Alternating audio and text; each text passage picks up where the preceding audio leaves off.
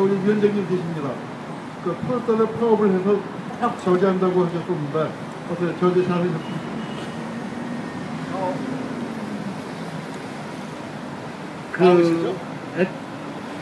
마이크 하나 더 주세요.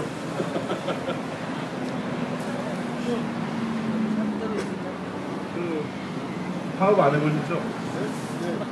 이번에 힘들어서 별로 다 예정돼 있는 겁니다. 그러면은 이번 파업은 얼마큼 더 진전합니까? 이번에는 그 아마겟돈의 전투를 위한 교두보를 쌓는 게 이번부터 우리 힘을 주제로 거기까지 할까요? 언제 또 토건업에 진출하셨나요? 아니 근데 저까지 껴서 이게 뭘 원래 직설을 할 때 손님을 불러놓고 손님을 저지는 게 직설입니다. 그때는 이렇게 너무 우호적인 분위기에서 했었던 것 같습니다. 저 조중동 내 여기는 조중동만 돼 있네요. 방송 그런 생각했습니다. 박정희 전두환에 의해서 우리가 부동산 투기를 했지 않습니까? 그 국가가 부동산 투기꾼이었죠. 사실 강남 사람들은 거기 덩달아서 정보 좀 알고 있는 사람들이 부자 된 거 국가 자체가 부동산 투기꾼이었죠. 그럼 아시다시피 세계에서 한국 국유지가 가장 작은 나라의 하나입니다. 국유지가. 우리는 국유지가 많다고 생각할지 모르는데 우리는 국유지가 정말 작은 나라입니다. 그러고 났더니 부동산 투기가 끝나고 나니까 우리 각하께서 어디로 부동산 투기를 하셨습니까? 물에다가 했습니다. 물. 그 삼계천도 물이고 사대강도 물이지 않습니까? 물에다가 이제 투기를 했죠. 그럼 마지막 완성편이 어디냐 남은 게 공중 딱 하나 남아 있었거든요. 공중까지 이제 부동산식으로 팔아먹어갖고 조중동네에 팔아먹은 거죠. 이제 그거 나오면 더 팔 게 없죠. 지구상에 있는 모든 걸 다 파는 거죠. 그래서 공중이라는 게 그래서 공중에 쏘아서 공중파라고 그럽니까? 그러니까 공중까지 이제 먹어치우는 결국 FTA도 똑같은데요.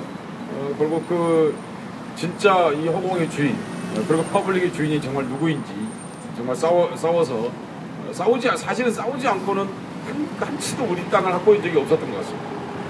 우리 살아온 이래로 해방 이후에 제가 어디 가서 강연할 때 자주 하는 얘기입니다. 사실은 여러분이 가끔씩 여러분은 아니겠지만 우리는 카섹스 자유까지도 사실은 민주화 운동 없이 불가능한 것이다.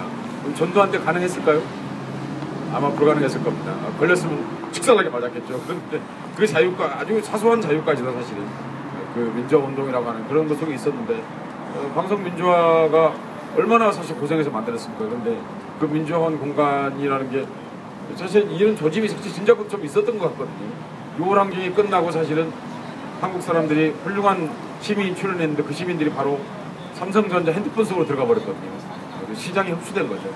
그러다 마침내 이명박 정부 돌아가지고 이제 마지막 남은 이 허공까지 그 사실상 재벌인 언론 재벌들에게 안겨주는 그런 수모를 지금 우리가 겪고 있습니다.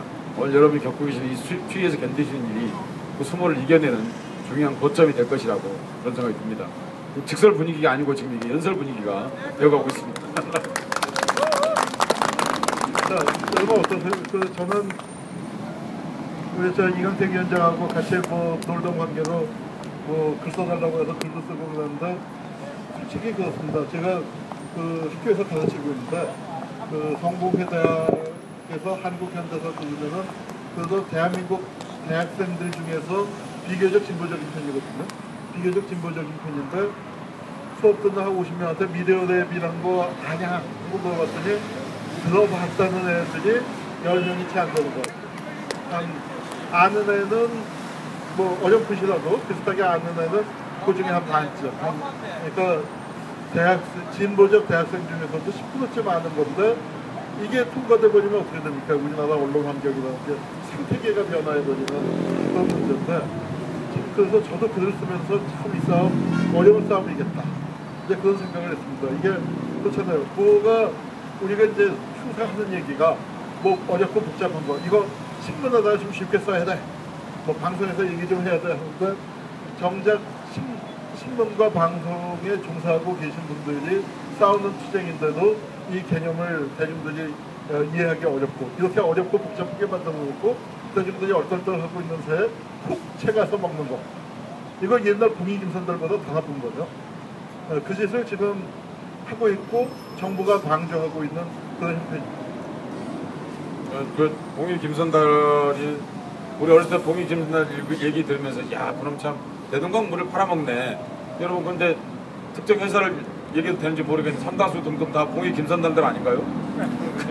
근데 봉이 김선달은 지금 착한 자본가예요. 지금으로 치면요. 눈에 안 보이는 걸 파는 놈들이 진짜 무서운 놈들이죠.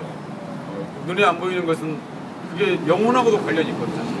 그게 사실은 미디어죠. 사실 한국 사람은 책 안 읽는다고 합니다. 그런데 정부의 대부분 어디로 받아들입니까? 미디어를 통해서 받아들이죠. 그 미디어를 완전히 이제 빼앗아 사실상 미디어 독재 국가거든요. 그러니까 미디어가 독재가 됐을 때 제가 이 살면서 지식인으로서 지식을 팔아먹고 사는 자인데 여러분들 다 똑같지 않습니까? 제일 부끄러운 때가 미네르바 구속될 때였습니다. 얼마나 방송 신문쟁이들이 말을 안 했으면 미네르바를 구속하겠어요. 정말 제가 얘기하는 겁니다. 얼마나 경제학자 지식인들이 금융위기에 대해서 제대로 말을 못했으면 미네르바 말이 거의 사람들이 점괘처럼 기다렸던 거 아니에요. 점괘 나오듯이 복제 없이 점을 받은 거죠. 그런데 미네르바는 지금까지 실명으로 뭘 이름을 갖고 자기 이름을 매명한 적이 없거든요. 이게 굉장히 부끄러워해야 된다는 얘기죠. 공항역에 이름 팔아먹고 사는 사람들이 이명박 정부가 갖고 있는 경영위기에 대해서 그렇게 정말 노골적으로 신랄하게 정말 진실에 접근하는 말을 했었는가 한번 돌이켜봐야 되는 것이죠. 경제뿐만이 아닌 거죠. 미네르바가 구속된 중요한 이유 중에 하나가 대학도 안 나오게 했습니다. 미네르바가 그 전문대학 출신이거든요. 그리고 직업도 없고.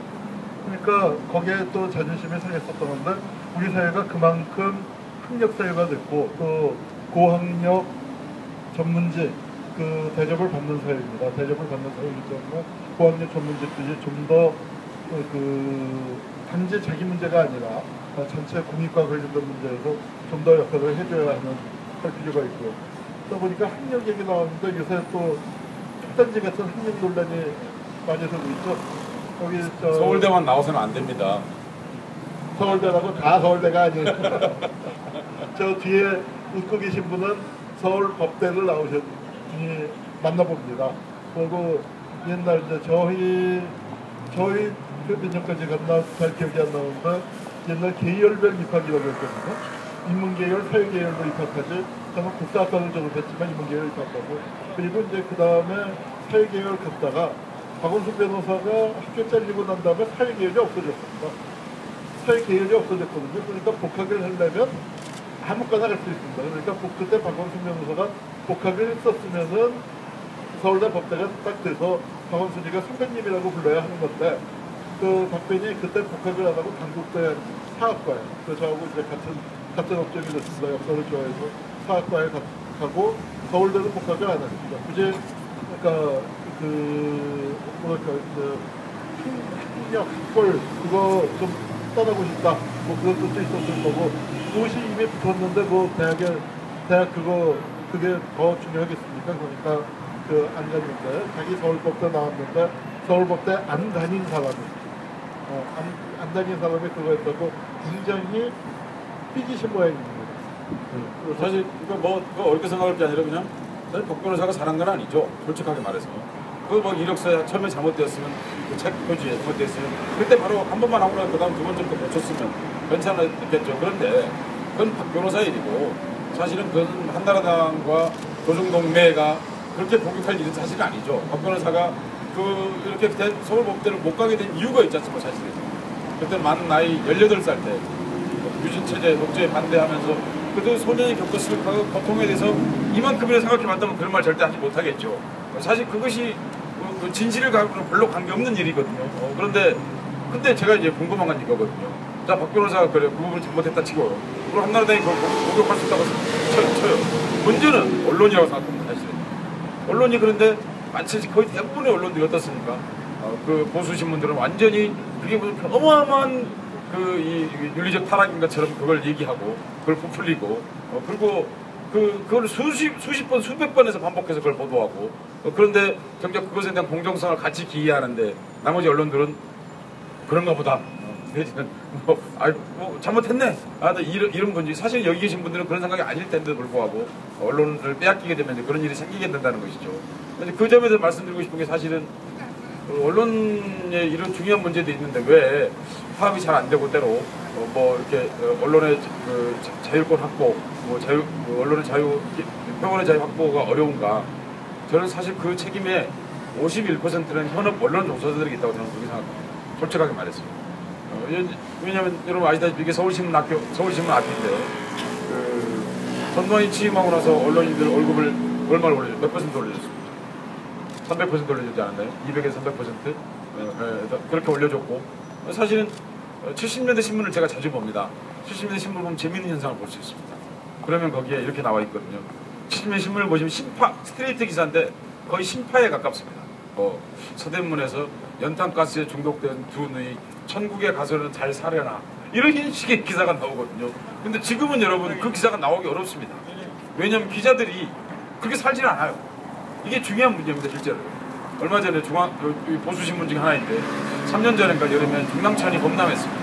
해마다 범람하는 데지 않습니까? 거기 이 사시마리를 막 끝낸 기자가 갔습니다. 취재하러. 근데 이런 일이 생겼습니다. 거기서 아주머니가 거적대기 같은 데서 나오시는 거예요. 그 얘기 혹시 들으셨는지 모르겠는데 그래서 그 새로 된 이제 젊은 여자 기자가 물어봤어요. 기자가요. 아주머니 여기 몇 년째 사세요? 그러니까 몇 년 산다고 그러니까 3년 4년 됐다고 그러니까 작년에도 물난이 나셨잖아요. 그러니까 물난이 났다고 그러니까 그때 그 여기자가 그 아주머니에게 안타깝게 했던 말입니다. 이사같이 집에 여기 사세요. 그러니까 자기 생각에는 자기는 이사 가면 되지. 근데 문제는 그 아주머니 이사갈 형편이 못 된다는 거를 이 기자는 모르는 거예요. 그만큼 무슨 얘기에 현재 언론 종사자들이 자기의 작은 기득권, 내 작은 이익이 안주해 있는 측면이 실제로 크다고 생각합니다. 가령 그 KBS 출신의 이강택 위원장이 있는데 KBS마다 노조가 나뉘어 있는데 어느 한쪽 노조는 어떻습니까? 이런 중요한 문제에 대해서 발언도 안 하고 그리고 그 자기 평언의 자유를 지키기보다는 자기들이 갖고 있는 작은 권력을 지키고자 하는 것입니다. 그것이 결국은 오늘날 이런 언론인들을 세상에서 깔보는 어디 가면 언론인들이 그래 니 참 훌륭하다 이렇게 말하는 게 아니라 진실에 접근하지 못하고 있고 말하지 못하고 있으니까요. 사실 언론인들이 늘고 있는 권력이라는 게 월급에서 나오는 권력이 아니라 프랑스 혁명 이후에 확보한 중요한 표현의 자유라고 하는 그 영역을 시민들이 여러분에게 위임해 놓은 거지 않습니까? 그런 점에서 여러분들은 정치인하고 그 점에서는 정말 똑같습니다. 위임을 받고 있다는 점에서. 우리 언론 노조 나는 왜 근데 커피를 안 주는 거예요? 언론 노조 위원장인데 저는 대한민국에 이상한 노조들이 많아요. 조합원의 권익을 위해서 싸우지 않는 노조. 가령 전교조 월급 올려달라고 싸웠다는 얘기 들어본 적 없는 것 같고요. 전교조는 단체 행동권이 없습니다.